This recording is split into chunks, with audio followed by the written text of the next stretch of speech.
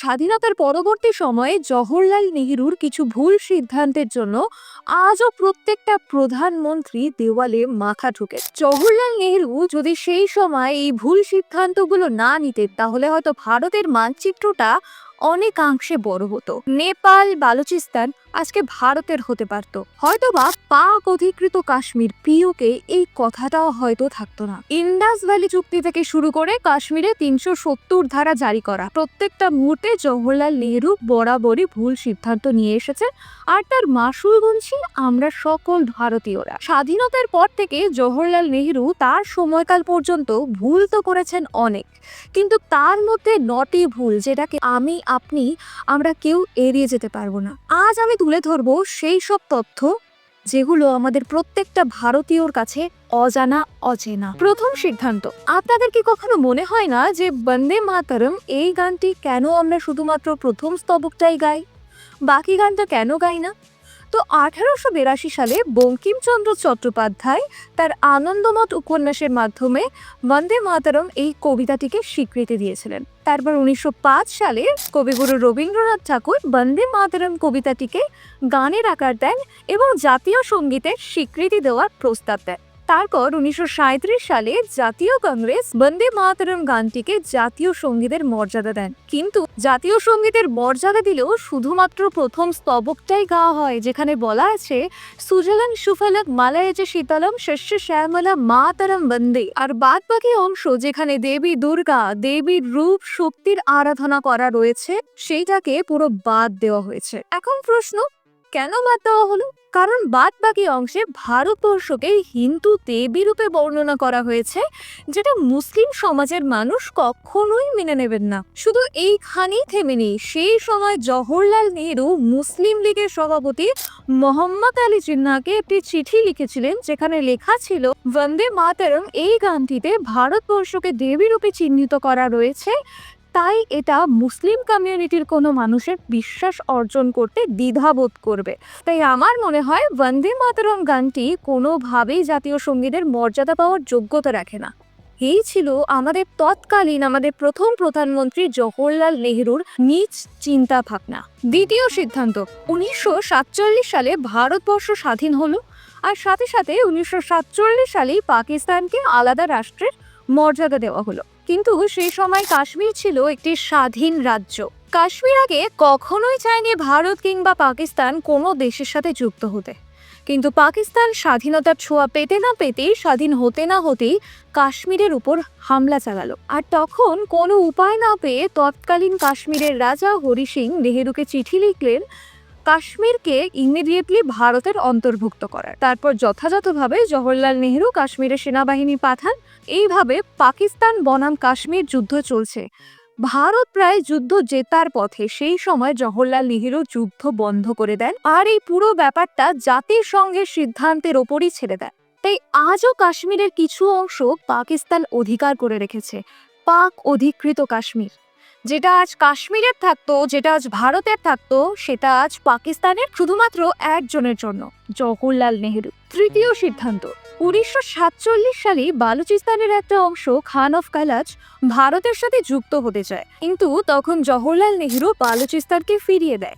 আর তার যুক্তি হিসেবে তিনি দেখিয়েছেন বালুচিস্তানের সাথে ভারতের কোনো বর্ডার নেই, আর বালুচিস্তান যেহেতু পাকিস্তানের পশ্চিম দিকে অবস্থিত, এখন যদি বালুচিস্তানকে অধিগ্রহণ করতে হয় তাহলে ভারতকে পাকিস্তানের বিরুদ্ধে যেতে হবে, পাকিস্তানের এগেনস্টে গিয়ে যুদ্ধ করতে হবে। কিন্তু তখন তিনি সেটা চাননি। আজকে যদি বালুচিস্তান আমাদের থাকতো, তাহলে হয়তো প্রত্যেকটা গালফ কান্ট্রির সাথে আমাদের যোগাযোগ ব্যবস্থা আরো বেশি মজবুত হতো, আরো বেশি উন্নত হতো। পশ্চিম উপকূলের জলপথও আমাদেরই হতো, আমরা আরো ব্যবসা বাণিজ্য করতে পারতাম। হ্যাঁ, হয়তো তিনি সেই সময় তার বিচক্ষণ দৃষ্টিকে কাজে লাগিয়েছেন, কিন্তু তার মাসুল আমরা এখনো হারে হারে টের পাচ্ছি। চতুর্থ সিদ্ধান্ত, 1949 সালের 17 অক্টোবর 370 ধারা জারি করা হয় কাশ্মীরে, যার উদ্দেশ্য জম্মু এবং কাশ্মীরকে আলাদা একটি রাষ্ট্রে ঘোষণা করার, যেখানে লাগু হবে না কেন্দ্রীয় সরকারের কোনো রকম কোনো আইন। আর এই সিদ্ধান্তটা নেহেরু একাই নিয়েছিলেন। বি.আর. আম্বেদকর থেকে শুরু করে শ্যামাপ্রসাদ মুখোপাধ্যায়, সর্দার বল্লভভাই প্যাটেল সবাই তাকে বাধা দেওয়ার চেষ্টা করেছিলেন, কিন্তু কারো কথা শোনার প্রয়োজন বোধ করেননি নেহেরু। আর ঠিক তখন থেকেই কাশ্মীরে শুরু হয়ে যায় হাজারো বিভেদ, হাজারো উস্কানি। তাই কোনো না কোনো জায়গায় আজকে একবিংশ শতাব্দীতে দাঁড়িয়েও আমাদের কাশ্মীরকে নিয়ে একবার না দুবার না বারবার ভাবতে হয়। তবে 2019 সালে প্রধানমন্ত্রী নরেন্দ্র মোদীর নেতৃত্বে কাশ্মীর থেকে 370 ধারা বাতিল করা হয়। পঞ্চম সিদ্ধান্ত, 1950 সালে ওমান ভারতকে গাদার পোর্ট কেনার জন্য প্রস্তাব পাঠায়, কিন্তু সেই প্রস্তাবও প্রত্যাখ্যান করে তৎকালীন প্রধানমন্ত্রী জওহরলাল নেহেরু। তারপর 1958 সালে পাকিস্তান $3 মিলিয়ন দিয়ে সেই গাদার পোর্টকে কিনে নেন। আর আজ এই গাদার পোর্টই নৌবাণিজ্যের অন্যতম বড় একটা মাধ্যম। আর চায়না পাকিস্তানের সাথে হাত মিলিয়ে সেই গাদার পোর্টে বসে বসে ভারতের ওপর নজরদারি করছে। ষষ্ঠ সিদ্ধান্ত, 1950 সালে ইউএস প্রেসিডেন্ট হ্যারি ট্রুম্যান ভারতকে জাতিসংঘ অর্থাৎ ইউএন এর সদস্য হওয়ার জন্য প্রস্তাব দেন, কিন্তু সেই প্রস্তাবেও রাজি হলেন না ভারত। তারপর 1955 সালে সোভিয়েত ইউনিয়নের প্রধানমন্ত্রী একই সিদ্ধান্ত ভারতকে দেখান, সেখানেও রাজি হলেন না প্রধানমন্ত্রী। যুক্তি হলো ইউএস ভারতের সাথে লাগোয়া নয়, আর সোভিয়েত ইউনিয়নও ভারতের সাথে লাগোয়া নয়। আর নেহেরু চুক্তি, প্রতিবেশী দেশ চায়নাকে যদি জাতিসংঘের সদস্য করা না হয় তাহলে ভারতও জাতিসংঘের সদস্য হবে না। কারণ নেহেরু ছিলেন বিচক্ষণ, আর তিনি মনে করতেন এশিয়া একটা ইউনিটি। কিন্তু ওই যে কথায় আছে না, যার জন্য চুরি করে সেই বলে চোর। তারপর পরই চায়না জাতিসংঘে নিজের স্থায়ী জায়গা করে নিল, আর পাকিস্তানের সাথে হাত মিলিয়ে ভারতের উপর হামলা করলো। তারপর প্রধানমন্ত্রী থেকে শুরু করে ইনফ্রাস্ট্রাকচার, আইন সব কিছু বদলায়। স্বাধীনতার 75টা বছর কেটে যায়, কিন্তু এখনো পর্যন্ত 2026 সালে দাঁড়িয়েও ভারত জাতিসংঘের সদস্য পদের জায়গা করে নিতে পারলো না। আর তার আসল কারণটা কি জানেন? যখনই ইউএনএ অর্থাৎ জাতিসংঘে ভারতের নাম অ্যানাউন্স করা হয়, তখন তার পলস প্রতিবেশী দেশ চায়নাই প্রথম বাধাটা দেয়। সপ্তম সিদ্ধান্ত, নেপালের রাজা ত্রিভুবন 1951 সালে ভারতের কাছে প্রস্তাব রাখে নেপালকে ভারতের অন্তর্ভুক্ত করে, কিন্তু সেই প্রস্তাবও প্রত্যাখ্যান করেন প্রধানমন্ত্রী জওহরলাল নেহেরু। আর তারপর নেপাল আলাদা রাষ্ট্রের স্বীকৃতি পায়। এই নিয়ে অনেক জায়গায় অনেক ধরনের তর্ক বিতর্ক রয়েছে, ইভেন এখনো মন্ত্রিসভায় এই ব্যাপারটাকে নিয়ে কথা বলা হয়। আজকে যদি নেপাল ভারতে হতে পারত, তাহলে ভারত কিন্তু গ্লোবালি জায়গা করে নিত, আরো একটা বড় কান্ট্রি হতে পারত।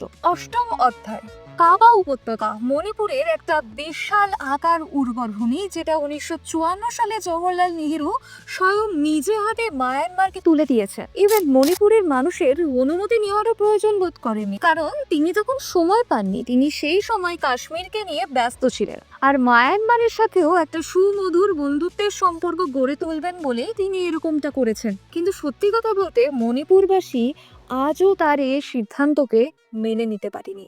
নবম সিদ্ধান্ত আর শেষ সিদ্ধান্ত, 1960 সালে পাকিস্তানের প্রধানমন্ত্রী আইয়ুব খানের সাথে নেহেরু ইন্ডাস নদীর চুক্তি স্বাক্ষর করে। আর এই চুক্তির জন্য জলভাগের 4 ভাগের 3 ভাগ পাকিস্তান নিয়ে নেয়, আর 1 ভাগ আমরা ভারতীয়রা।